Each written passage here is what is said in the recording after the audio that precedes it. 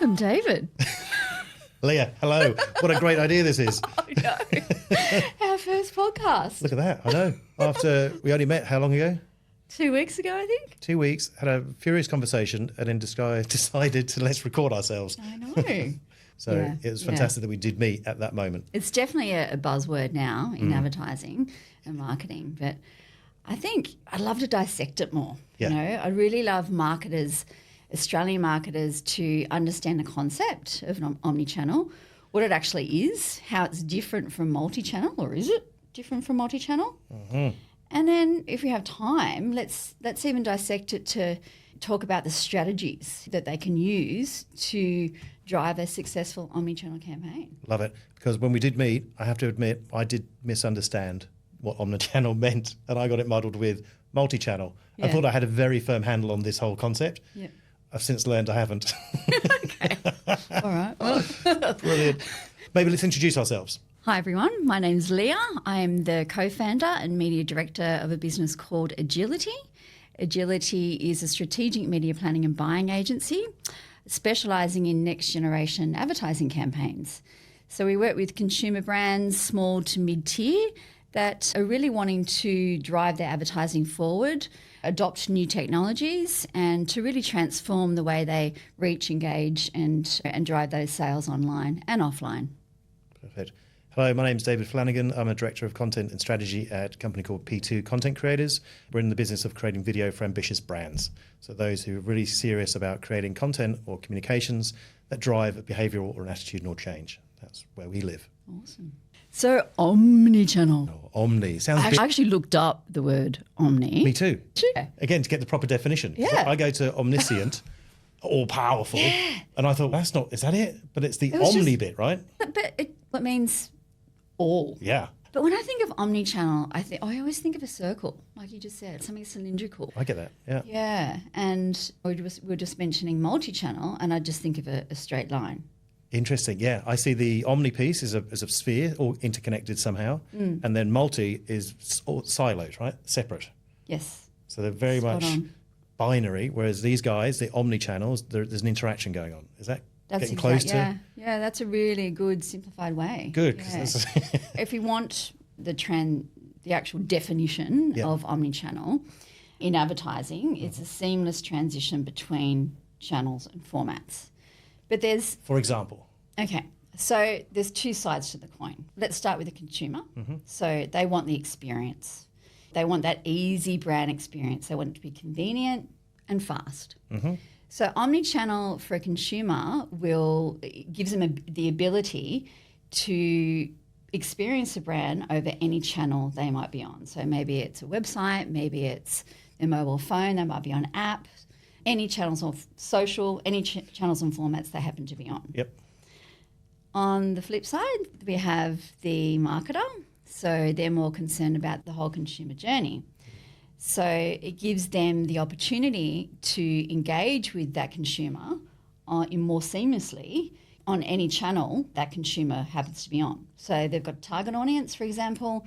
They want to reach the target audience on social, and then they want to also carry on their message with that same consumer in the next hour, might be on a web channel, like they might be on YouTube, for example. So it's very different omnichannel, the mindset behind it, in comparison to the multi-channel, because as you said, multi-channel is more siloed. So you've got the advertiser will look at, say, okay, just humour me, you're a women's fashion footwear brand. Yep. You've got both an in-store and an online presence. You want to increase sales. Right. You know. So my understanding, therefore, on a multi-channel execution, I might have an out-of-home poster. I might have the same artwork that turns up on my Insta, and that might manifest as another post on another social channel, and it might be an in-store poster. Would that be close to a multi-channel execution? So same artwork turning up in different formats consistently, but they're independent to each other. They're independent, yes, and then they're not interconnected. No way. No. Other than they look the same. Yeah, So and they've usually got their own marketing tactics. They could have the same creative execution, and sometimes they have a completely different one, and it's not consistent with the brand experience for the consumer. No. Yeah.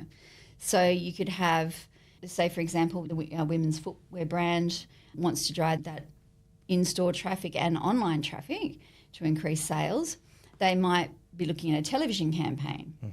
And that television campaign is going to help with their brand awareness, but it's also going to drive people in store. So that's a separate channel from, say, what they're thinking about doing with their social, which is more consumer engagement and pushing those people online to perhaps purchase online. Now, that works. It still works, and it's what lots of brands are doing. Yep. But if we look at the omni-channel, say that women's footwear brand was to say, okay, I've got this awesome video asset. How about we still do linear TV, maybe even we take it onto connected TV, BVOD, and then we also take it onto YouTube and we use it also for our social engagement strategy. So we're using that asset for the same goal, to make sales, either in-store or online, but it's more omni-channel because we're using the different channels and formats with, say, the same creative concept and asset, just cut in different ways. Gotcha. Yeah. We try and replicate that when we're conceiving how an asset, 'cause it is video content, but it's the asset. Yep. When we're creating a longer form piece of content, video, the questions we ask, is it an awareness driver? So is this a signature piece for your fashion brand, for instance? If it is, that's generally high production value and designed to appeal to a broad audience. That's what we see as signature, which might then be cut down into smaller bite-sized pieces which could be placed on social channels. Spot on. And these become signposts. So am I doing a signature piece or a signpost? And if I'm achieving the awareness of the audience is achieved and brings them into the ecosystem of the brand, so whether it's the web or more socials, the content kind of shifts gear for us in that sense. And then it's either create sticky content, so longer form, more how-tos, explainers, and the audience is spending that much more time with the brand. We want them to do this because the more time they spend with our brands, the more they like us, the more they like us, the more likely to buy us. Or the content can shift to become service provision, tutorials, how to use the product. You didn't know you could do this thing. So the content has a very different form and structure. That's right. Again, playing into the omni-channel, there's different functions of the content doing different roles. But when it's planned at the beginning, that's where we're going to production going, okay, so what's the omni-channel system you're planning? What's the overall goal of the advertiser? These different iterations, because they're all doing something slightly different. They've got the same possible design execution, similar idea in each, but what they're doing is very specific and particular to those different areas. Yeah. And that's the bit I'm excited by creatively and on production, when it marries up with this sort of media approach. And I think that's the key thing with omnichannel is bringing the media strategy together with the creative strategy. 100%. And that's what so many brands don't do. It's not happening as much, is it? It's not. No. It's not. That's probably what started our initial conversation. It was around that notion of when we were starting the craft of what we do, these were both in the same shop. Yes. So media, creative, production, we're in the same agency and conceived with the execution in mind. It's since evolved to a different set of plays, and it's separate. That's right. And most marketers are good at understanding what they need to do top of funnel to bottom of funnel. They understand most of the consumer journey. They might need more insights along the way, which omnichannel will do for them. But if you think of it, how does a marketer start to put together an omnichannel strategy? Is that a barrier then? Because that's starting to feel complicated. Is it it's complicated? Not. Okay, it's not. Let's strip it back a bit and talk about omnichannel in relation to the fundamentals of marketing. Okay, so you've got media strategy, creative strategy, measurement strategy. So 3 fundamental pillars of modern day advertising. Yep. I think where marketers are struggling the most is they're not marrying up the creative with the media. And sometimes you even need to start with creative and think, okay, I want to take my advertising to the next level. What channels can I add on? Is it something that's more, I'm doing email marketing, it's getting a really good return on investment for me, but maybe I need to take it up that next level to actually be part of my media mix, my omni-channel. So say when a person's on, my prospect is on a social channel and they've come through to my website, they've signed up to my email newsletter, then I maybe need to take it to the next level and start actually telling them my brand story and serving them with emails that might have a video in them, for example. Yep. So that's where it's really important to understand, okay, what am I trying to achieve here? It doesn't necessarily have to be that complex. No. Think about those fundamentals of marketing and start with that consumer journey. How am I going to measure that channel? If I'm going to add on email, maybe I need to add on more video. I'm only doing social video. It's doing quite well. It's getting good engagement levels, good click-through. I can't really see a lot of sales and measure a lot of sales from that. Okay. Let's look a little bit deeper into it and think, okay, video is performing well. Maybe we take it over to web channels and we add on YouTube or pre-roll video. And that's the crux of where most marketers get, and they think, okay, all right, how do I do that? I've also got search, I'm managing social, I'm going to be adding on one or two more channels. How am I going to manage it? Because that to me puts burden on the two other pillars, which are the creative design and then the production piece, actually constructing and building, producing those assets that travel different channels. But what we find as well, if we have these conversations at the beginning of the planning process, before we actually get to creative, and we know it needs to iterate on web and in EDM and in social, let's say, so that if that were the mix, knowing that at the beginning of the process, that's brilliant. It's when we find this out after the fact that the creative has been conceived or there's a production plan in place, and then it's revealed that actually the strategy commands or is asking for multiple endings, multiple creative executions, different formats.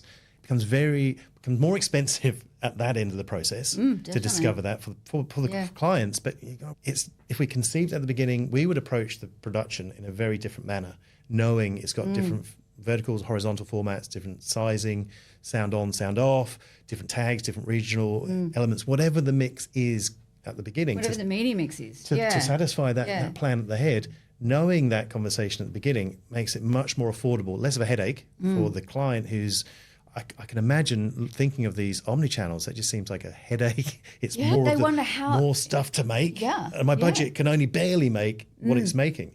Incrementally, you can produce once and publish many once you've planned for that bit. And that's once you've planned for it. Once you've planned for it, then suddenly that's the key that opens up potential in budgets. Because budgets are always tight. Totally get it. Yeah. It's the question. Advertisers are looking to do a lot more with the same budget. The beauty is you can with omnichannel. Yeah. You need a little bit of technology to help. So back to managing it in the media, Yeah.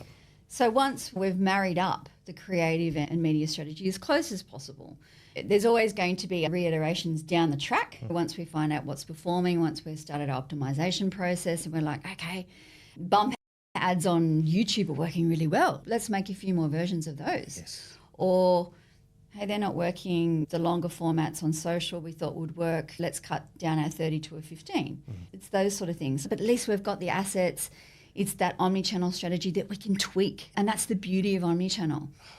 So talking more about, okay, we understand our target. We're so well that we know where our target audience is spending their time. So we're going to add on relevant channels. Next is back to, okay, we're going to have to manage these channels now. How can we make that easier? And is that a burden for clients? Or is that something? It is. Yeah, it can be. Yeah. And that's when we start talking about adding in that mix of technology, bringing in programmatic, for example. But it's workmanlike, isn't it? If it's programmatic, it's got a function, it's got a purpose, it's focused. And that's what I like when we've got comms in advertising, because we are designed to be selling stuff. That's the whole, we're in it. Yes, it needs to be entertaining, engaging, and all those emotive things. Oh, thank you.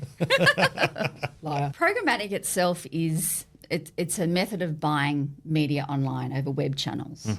So not social separate, so it's web channels. For example, a programmatic platform that's called a demand-side platform, what we call in short a DSP, will give the advertiser access to a multitude of channels and formats. So you can even book TV on there, connected TV, or what we call in Australia broadcast video on demand. Yep. We can book, obviously, display inventory. So we call it programmatic display. So animated HTML5, so that more sort of very creative display advertising or banners, native advertising, native video, pre-roll video, of course, YouTube, You can add YouTube on. If you're not on the Google marketing platform, which is their programmatic platform is called Display and Video 360, then that's a bit of a separate thing, but you can add that on. And it's still an omni-channel platform that you're operating with YouTube included. But yeah, it's a multitude of web channels and formats. That's right. And it's managed from that one platform. Gotcha. And that's giving me a broad audience these days, right? Because from what I understand, streaming of video has exceeded watching free-to-air television. So whereas we used to traditionally go to 7, 9 or 10 to reach that significant audience, that's aging. And now BVOD, broadcast video on demand, and all the streaming services, that's where the audience lives. And certainly anyone under 35, that's where they're watching. They're not watching Big Brother on whatever channel that's on these days. No. That's right. That's why it's so important. And programmatic's done, it can be done in there's a few different buying methods. So the most popular and where programmatic got its name is real-time bidding. So you're actually buying inventory over all the channels I just mentioned in a live auction, basically. Right. So you can do it that way, and that will place you in front of the right customer at the right time at the right price. So that's why advertisers love it too, because they're only paying for that ad space what it's worth at the time. But you can also, it's not just the RTB, the real-time bidding, so you don't have to just do the auction. If you want to bid on, say, for example, we can see we're measuring all the time and we get insights and we can see, okay, your customers are really into health and lifestyle, okay? How about we go with networks or exchanges that are going to give us access to the audiences that are behaviourally going to those websites quite often? So we can do what's called a private marketplace deal. So it's a mixture between an auction and actually setting up a deal directly with that network. So you've got then the profile, you've got the lifestyle indicators to say that's where your audience are. Yeah. So you can tailor your reach or your programmatic buy into those audiences and then gain metrics as to how that content's performing. So I'd know if it's watch time or click-through rates or whatever metrics we've built into there. So we know that hunch as marketers, that worked or didn't, which you don't normally get when your channels in feedback. So there's no guesswork anymore. No, and let's move on to measurement then. Yeah. So you've mentioned it. Yep. So I'll go back to, there's a third way of buying programmatic as well, but they're the two main methods. So your online auction, so your real-time bidding, and your private marketplace deals. So coming to measuring those, we measure them in the same way. But I think what's really important, and this is, I think, a massive piece of the puzzle that's missing, is measurement and APIing all the channels. And you can imagine how one platform can make this a lot easier into a unified insights and analytics platform. Once an advertiser can actually see, once a marketer can actually get basically a grip on what they're doing, and they can see through their own custom-built dashboard all the channels feeding into this unified one source of truth, it's a game changer. Yeah. So we build widgets and however the client wants to customize their data to understand how each channel is performing. So the dashboards gives me a snapshot of the channels I'm operating in, the creative of the content I've got performing in those channels, and then how they're actually performing by way of trends occurring in each of those. So I've got the big levers. So I'm seeing it as a big old school dashboard. It's probably not. I'm sure it's on my phone, but I'm imagining it's a big thing with levers. So I can go, more of these. And we're pushing that channel, right? And I go, actually, this isn't working. Why not? And we can take this away and think about maybe it's the creative, maybe it's the message, maybe it's some other variable. That's right. But we can do this. We can A/B test so many different, and creative is a huge part of it. Yeah. It's such an important part because we're ingesting all our creative, we're uploading all our creative into the programmatic platform, into the demand side platform. Yep. And the creative basically is telling us, okay, let's go back to our shoe example, our women's shoe example. Good. So our audience, our target audience might be women 18 to 35. So it's a slightly younger demographic. They might be into more sort of platform, wedges. Totally. Of course they are. But we can see just by different, we could have different creative formats, videos, display banners, social ads, native ads in contextually relevant environments. And we'll start to understand what sort of shoes those women in our target audience are more interested in buying. So then you focus the rest of the comms on that particular SKU or that shoe type. Exactly. And push sales that way. That's right. It's a very simple example. But yeah, it's relevant to... The simplicity of it is the key part, right? Because we use terms like omnichannel, we use terms like programmatic, and then live auction demand, what's your real-time bidding. Real-time bidding, and all these terms, right? Which once you get familiar with, they do make sense. But I think that simple example just helps illustrate that it's not onerous. It's actually something which can be deployed. And what I love about it for a marketer's world is so bloody complicated. There's beyond comms, there's a lot of other... Marketing is complicated these days. I think itself. And that's what, 20% of what the real marketer's job's doing, away from price and promotion and dealing with retailers and all the other fun bits. This part, it sounds ish complicated, but it sounds ish very simplifying when if it's automated. We've got a team who know how to drive the dashboard. But what I'm also drawn to it for, my marketing instincts tell me that it's to be in market doing activities. That's right. And using that data, building up data. Versus thinking about what this might be, and just you're speculating what might happen in the market. And we might discuss it, or we discuss it with our teams. And we don't know. No. It might be wedges or it could be flats. But we don't know. We don't actually know. Until we actually go to market. That's right. And then with this mechanism, it sounds like we find out the answer pretty swift. Pretty fast. You'll know over the weekend or a week's worth of sales where the actual heat sits between those examples. And then I can tailor my comms. Absolutely. My marketing shifts around to back that particular outcome. And we can also tailor goals. Like Omnichannel is also about changing the goal sets. So, for example, video can be a top of funnel to even mid-funnel channel. Yep. And we're only going to know that when we start to see, okay, our 30-second video is getting a higher click-through rate than we thought. Okay, we might have to take our top of funnel strategy more to mid funnel because it's actually getting traffic through. So we might actually connect up our display advertising, so our native advertising, because we know that contextually our women that are buying the shoes, they're on health and wellness websites, they're on beauty websites, they're on gossip websites, they're on medical websites, whatever our demographic is more behaviourally more inclined to spend their time, we can actually start to make tweaks even to what we thought was that traditional sort of funnel, and everything's moving together. Because you're learning more. Absolutely. Because the campaign's live now. So changing the measurement, changing video from views to click-throughs. Yes, because momentum, when you start building momentum in any part of communications and advertising, I find momentum's needed to build the concept at the beginning, but it really takes shape when it's in market and you can get some real-time feedback around what's working, resonating most.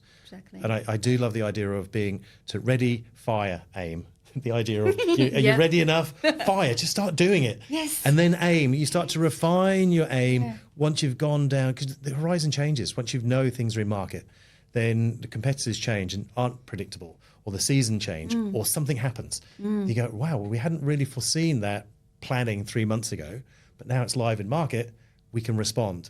Yes. We've geared ourselves creatively in production in and around the media strategy to be able to be nimble and agile. So these other two words we get heard a lot, right? Yes. But when you can dial and change the work, that is real demonstration to agility and being nimble. It's like you can respond. And to marketers whose mandate is to drive sales and contribute towards the bottom line of the business, it's really important to be able to focus in on those little aspects that have proven to work. Not, I assume they would work because I'm so clever. I'm so clever, so I know it's this. No, that's not true.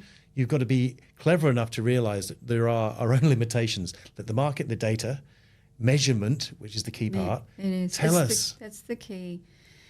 It's what's missing is the measurement. And it's not easy for all marketers if you haven't got that unified platform. And it's okay not to know it. It's okay not to be up on the cutting edge. Okay. It's smarter to teach me. Show me how this could be better than what I've done before, which was okay, to something which is more than okay and is impressive. And if I learn from that experience as a marketer, then I think that for me starts to become really exciting. And it boils back to where we started with working these disciplines closely together. And the client, the marketer, is so integral, in my view, of how this works its best. So in our instances, it'd be working, what's the omnichannel strategy? What's the best mix of this? Yes. What can I afford by way of production? What's my creative idea that glues it together? And how am I going to measure? And how am I going to measure? And then the brand marketer or whoever the marketer is, they have that view of what these are doing. We work together. You're seeing performance metrics of what's working its best.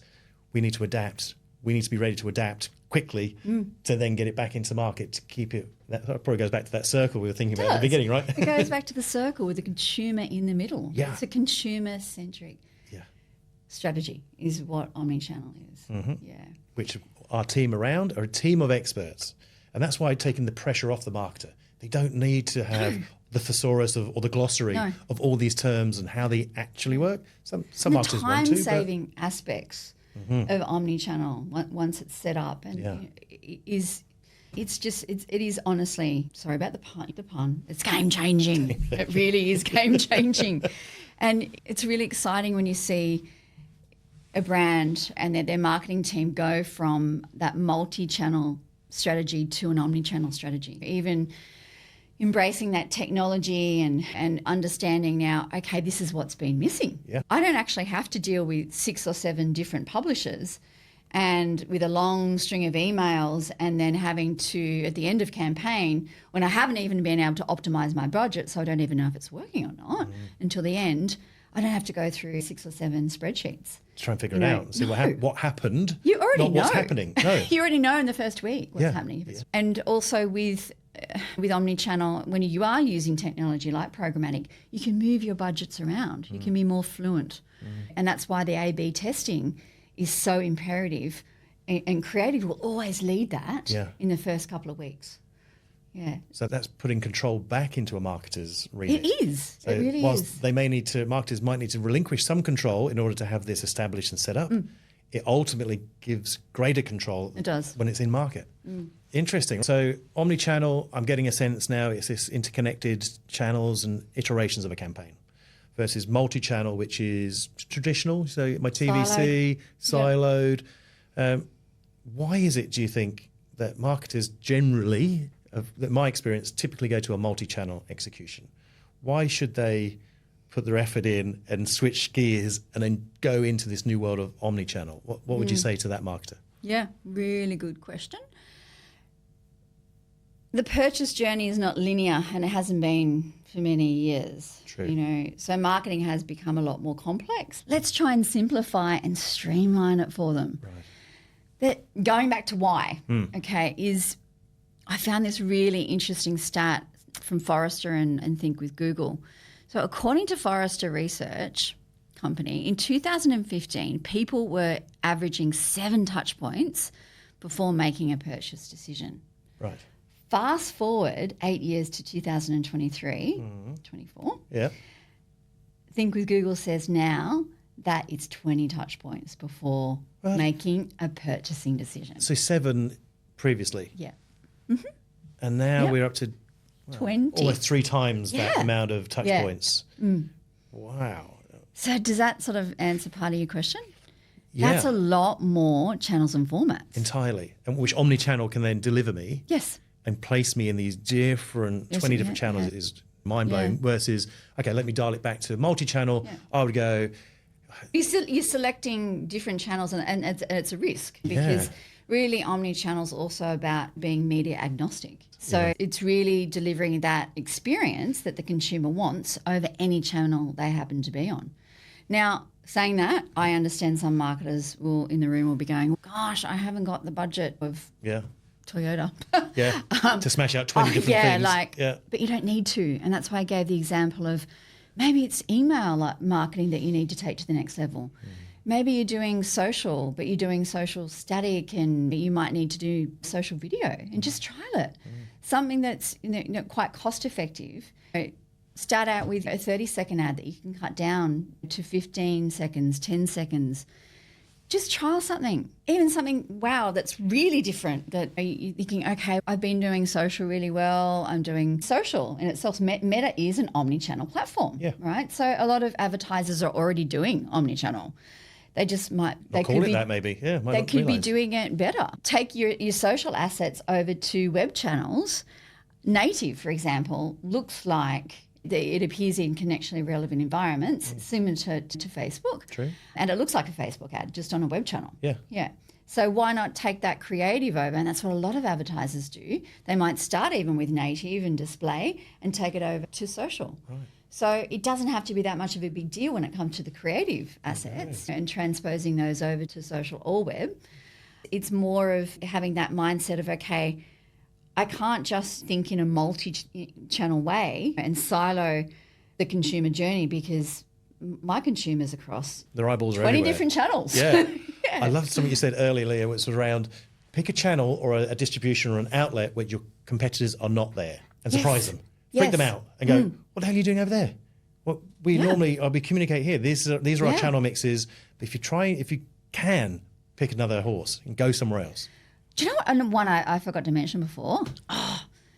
Digital out of home. Yes. We have just done a digital out of home programmatic campaign, so real-time bidding using auction. It delivered just amazing over the busiest period. It was for our client. They've been doing Omnichannel for 4 years. It's changed the whole way they engage and convert their customers. And we tried, programmatic digital out of home. And digital out of home, these are the signs outside in Westfields and in Mirvac Large shopping centres. Yes. And they'll point to that retailer and go, pop in and grab. So you can put really tailored messaging outside. Yeah. And then direct You the can shopper. target it down to postcode, down to region. And daytime, day part. Yeah, day part. So this morning, grab yourself a smoothie from Yeah, absolutely. Boost or wherever. Yeah. Cool. Yeah. So you can say you're a pharmacy brand, a brand selling in pharmacies. Yeah. You could target outside of Chemist Warehouse. Outside Amco. See, that's the day part. When you start thinking that way, that gets very exciting, because creatively, it's not a huge creative leap to figure out a day part message, but how relevant that becomes to your customer. And you're saying these are consumer-centric communications, totally relevant. To say this morning or before you go home, I was at the train station ready to go home, and the billboard was telling me to buy something which was like breakfast. I was like, well, no, what's complete waste of time. I'm going home. Sell me wine or something useful. Exactly. I'll grab that on the way home, not some muesli. Yeah. But if it was day part enabled to point to something which is relevant to me. How much more cost efficient is that for the advertiser? My God, so we had different creative assets for different day parts. Oh, right. We were selling entertainment in the afternoons. We were beverages, coffee in the morning. And it was, they were getting all the placements for, I would say, a great deal less than approaching a publisher directly. They only had a limited budget and we wanted to test it. But now we know also where their patrons, where their consumers actually saw their billboard advertising, whether they saw it on the major highways, whether they saw it in the major shopping centres. And next time we know, okay, that's where we got the most feedback. That's where we felt we got the most exposure, and that converted into traffic into the clubs. We're going to concentrate on retail next time. It was around the Christmas period, so we have our leisure travellers. It's amazing the power of omnichannel. It's essentially research and marketing. At the same time, right? Because our marketers, I've got to have, my marketing budget is so big, right? If you want to do some research and understand any sort of consumer trends, that can be expensive and timely. But if my communications are performing a research job at the same time as selling, then that's another benefit I'm seeing out of this. Big time. Oh, it's intriguing, right? Can I read you some other stats? Yes, please. I love my stats. Give some more stats. Forgive me. But I was blown away with this morning's realization that streaming services have outstripped free-to-air by way of audience. And that's the inflection point, the tipping point now. We've gone through all the different streaming services. We're saturated, it seems. But the audience is broadly there. So that was just my filler for your question. Yeah, and were we expecting that to happen so fast? No. I don't think so. No. Yeah. You'd think that the free-to-airs are so ingrained in our culture that they would be robust enough to hang in. But as you say, consumers have changed. Yeah. They're happily distracted by 20 other sources. That's right. Not just the one, not the four which we're normally in. Here's a fact. So companies, why should marketers care? Okay, with omnichannel. Yep. Companies with a strong omnichannel customer engagement strategies retain 89% of their customers on average, compared to just 33% for companies with weak omnichannel strategies. That's from the State of Omnichannel Shopping by InvestPro. So that's omnichannels. 89% of their customers they retain on average compared to just 33%. So 9 out of 10 sticky Yeah. with an omnichannel approach. Yeah. Or drops to 3 out of 10. 3 out of 10. Without. Yeah. Again, they're big swings, right? So if anything, if I'm a marketer, I'll be going, I'll test that out for myself, but I should be testing that for myself Anytime. to know if it works in my category, because that's a big delta to go, you can stay down 89, here. 33. Yeah. I would be considering that in some execution, surely, to see how that works in my world. Yeah. And trying to figure out where it does. And if it does, I'll be migrating my activities more that way. Anytime. Yeah. Okay. Another one for you, David? Yep. Think with Google. Omnichannel shoppers have a 30% higher lifetime value than those who shop only using one channel. See, that I get. 'Cause if I'm if I'm in the ecosystem and I'm getting pinged with relevant comms when it's making sense to me, I'm going to buy more stuff because I'm feeling that the brand's vibing with me somehow in my lifestyle. If the brand's gone over its way to figure out a bit more about me. That's right. As long as it's the personalised journey. You've engaged with that brand, you understand its story. Yep. It's understanding that you're interested, and then it's going to, as you say, ping you with a different message. And that also comes back to omnichannel, when omnichannel is also really important to both the marketer and consumer as far as frequency goes. So think of frequency, right? Yeah. So think when you're watching linear TV, you might be just watching the news, right? Half an hour, you're on your phone, cooking dinner. You're doing a lot of things at the same time. Yet I bet you also got one eye on when the ads come on, and you're seeing maybe the same advertiser in that 30-minute period 5 or 6 times. Yeah. It can become annoying, right? Very annoying. Yeah. With omnichannel, when you're managing, say, on a programmatic platform, you can actually control the frequency, and you can control the messaging that's actually going out to that consumer that can be actually sequenced per channel. So that's big. You're not going to be bombarding that saying the same thing customer. over and over. Yeah, saying the same thing over and over, like your linear TV experience. That's mad, isn't it? It's just someone saying at you, I'm on couch, stop it. Yeah. Repeating the same message at me I understand it's for frequency, it drives memorability, maybe. Yes, yeah, brainwashing. But then that balances with annoyance. That add one more time, you go, no, I'm not interested. Yeah, that's right. So that's a common response, right? Yeah, but it's oversaturation. Yeah. And that's, I think that's where budgets are wasted. And this is where omnichannel can really come into its own, and it can maximise the advertiser's budget and avoid annoyance for the consumer. And the sequence you mentioned there, so sequential messaging is really intriguing, right? So that allows a story to evolve and continue or be told slightly differently at, again, a different angle, which I love, again, creatively, because the briefs we have, you still need to be single-minded. You still got a goal. Still got a goal, still needs to be single-minded, but if I can expand on that story slightly to the same audience who've got the gist of what I've said first, and I can evolve that to another iteration, and then another which might be more relevant, that's interesting for a communications piece. And if the messaging through omnichannel allows me to do this, reduces my waste, and can increase an engagement, yes, then happy days, right? Absolutely. And it can, in a lot of instances, when we do omnichannel, we notice it can actually shorten the customer journey because you're engaging them all with different types of advertising, not just the different channels, but different messaging on those channels and formats. Yep. Yeah. And if you're answering any sort of hesitancy or a question the customer has around your product or service, and different messages can allay any sort of concern, then you're bringing them closer to a purchase, right? Point of purchase, because they're thinking, well, yeah, cool. People like me are having this. It's been endorsed by this organisation, and this is what it does. Oh, it's sustainable, and it's got good green creds or whatever. And the celebrity endorsement piece or a brand ad then tickles you because it's quite fun. You go, all right, I've built my picture now of this particular brand. Yes, I'm ready to play. You've built that picture, that story. Yeah. Yeah, you've got it, David. Do you know what omnichannel is now? As a creative and a producer, then that is exciting because what's exciting is the key for me is that the marketer sees the benefit in this approach. Then I feel responsible to help them execute that piece. And to help the marketer execute is to understand the goal that they're trying to achieve at the head, and how the strategy of omnichannel delivers to that goal because then we can figure out what content exists within the marketer's control.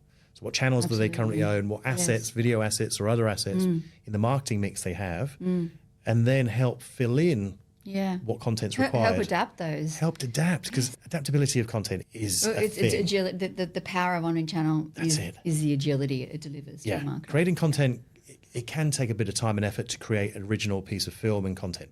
Because if we're mobilizing a shoot or creating some animation, it takes a bit of organizing. That's cool. It's not hard. It still can be done. Yeah. But if the marketer's in a position with not able to do this for whatever reason, budgets or times, often marketers have access to lots of video or assets which currently pre-exist, which can be re-edited, put new motion graphics, new voiceovers, new something to change it to a new message, which you can turn something sequential. Yes. Very effectively once we know where it's turning up. Yeah. So back to the day part conversation, you go, oh, I've only got this commercial that says buy yogurt for breakfast. And you go, sure, but it might be good for an after school snack when the kids come home. It might be great for an after dinner dessert, whatever. If that can be adapted with graphics and voiceover, and it's still the same pack shot. Yeah. And then we can feed a programmatic and feed into an omnichannel strategy by adapting some creative, which is easily had. So if that helps marketers look at what they have differently, that should open up the appetite to try an omnichannel approach, knowing that it's not going to kill your budget. You just doesn't have to. No, you just got to cut it differently and smarter. You don't necessarily need more budget. It's an omnichannel will work its magic in a pretty short time frame. Yeah. And it will deliver back that higher ROI for you. And then you can start investing more and testing new channels. So for marketers out there, it provides control, provides oversight by way of measurements and data, so what's working, which isn't, which it provides for agility to change and pull the levers and go more of this, less of that. It's given me real-time research whilst I'm actively marketing, which that's awesome as well. Real-time research, And then if I'm understanding my budget can be just reallocated differently to what I'm currently doing. Optimize your budget. I'm optimizing it into this outlet, so I'm not necessarily spending any more budget, even though I might be creating or producing more assets to feed into the strategy, because you can still box clever on that front. There's 5 pretty compelling reasons that I'm hearing already to go. They're very compelling. For marketers out there who thinking half about this idea, quite compelling. Just do it. Just do it. Ready, fire, aim. Get into it. I think I've learned a ton across this. It's good to this is grown from the conversation we started a couple of weeks ago, where there's a corridor conversation going, omnichannel, what the? So now I've got a real, I think, a grasp of what the potential of this thing looks like. But for our vast audience out there who's watching our show to the end, what would be your 2 bad boy takeaways that you want to give? Bad boy takeaways. Yeah. Oh, that's a great one. Just try it. Just try add on one channel.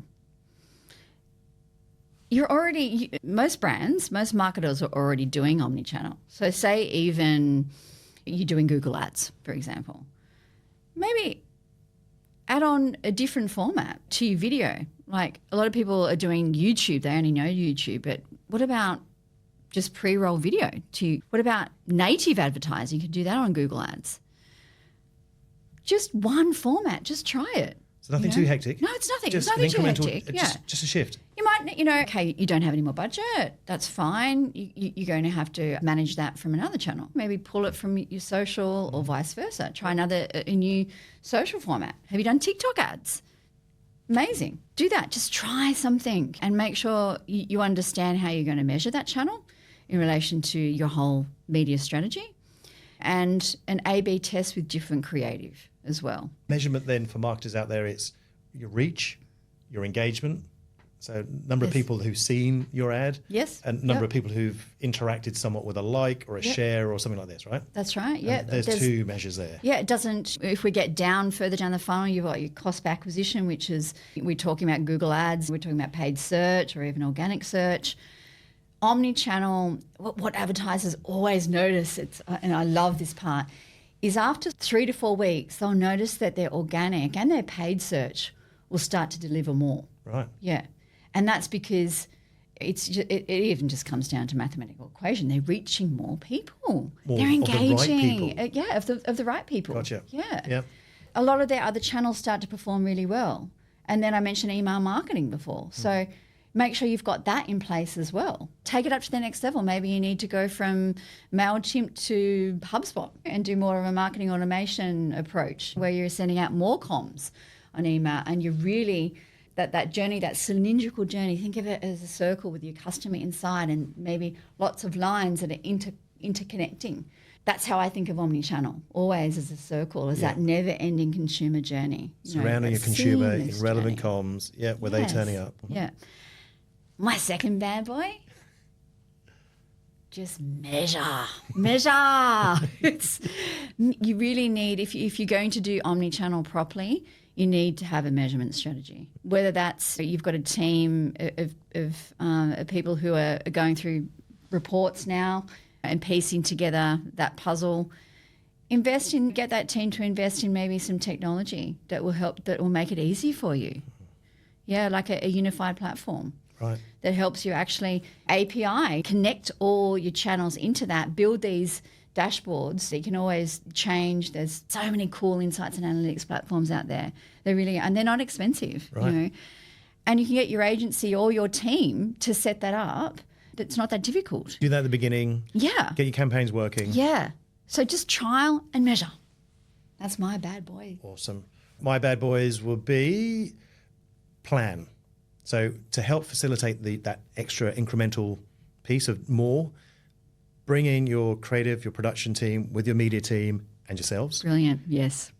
Get those heads together and go figure out and that will feed into the measurement piece. Once we all know, how's my homework going to be marked? We need to know at the beginning, before you do the exercise, that the measurement metric at the back end is going to be this criteria. If it's a SMART objective, so it's simple, measurable, ambitious, realistic, and timed. Yes. Brilliant. Then we all know that's what we're going to be marked on. So exactly. we all go in holding hands on these things. It can't be. We need those indicators all the way through. All the way through. Yeah. So then we know what we're creating is going to deliver that outcome, that result within mind. Yeah. So get everyone together, rely on everyone's smarts, hold hands. And hold hands, yeah. Right? So that's it. Because we're all in it. No one really knows how it's going to work until we bloody do it. Which leads to my next bad boy, which is the ready, fire, aim. Do it. And it feeds into everything we've been saying. It's a real-time, live opportunity to put comms in your marketing mix in front of a real audience and a real customer, A/B test, measure your data so you know which is working best, streamline that piece processes. And back the right horse. And then having a team who are still holding hands at this stage. Sometimes they don't. Sometimes it's made it, you deliver it, and then the poor client in the marketing is, well, what's going on? It's out in market. I'll find out in 12 weeks when my campaign's run, which is too late. It's too late. It's too late. Yeah. So holding hands is the important part, and that speaks to the marketer's ability to build a team, have experts who know what they're doing and what they're doing. David. And then you figure it out together. David, can we do an omnichannel campaign together, please? I think we should. Brilliant. For sure. Brilliant. Thank you so much. Oh, thank you. I loved it. You've got the best grasp of omnichannel. Finally. Thank you.